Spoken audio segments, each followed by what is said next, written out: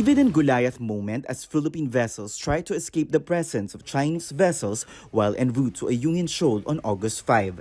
From Puerto Princesa in Palawan, the two supply boats embark on a journey to BRP Sierra Madre. The Philippine Coast Guard vessels, on the other hand, were waiting in Sabina Shoal to escort the supply boats.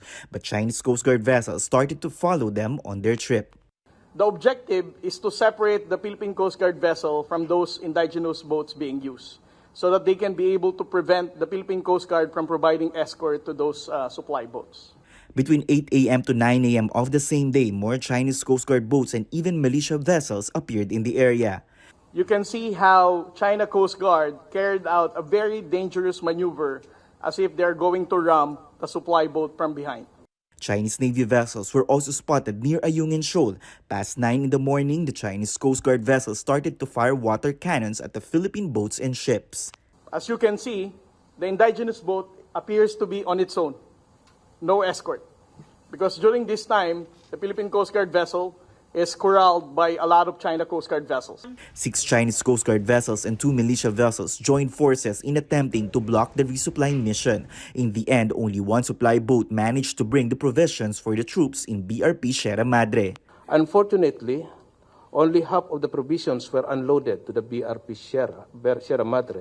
They accomplished their mission, albeit partially, but we're lucky that no one was hurt in the incident. We demand that the government of the People's Republic of China immediately cease and desist all its coercive, unlawful, and unacceptable activities in the West Philippine Sea. The Foreign Affairs Department lodged a diplomatic protest and vows to use all diplomatic channels. Yusek Lazaro conveyed to the Chinese ambassador this morning the strong protest of the Philippine government on the blocking and water cannon operation by the Chinese Coast Guard and Chinese maritime militia vessels.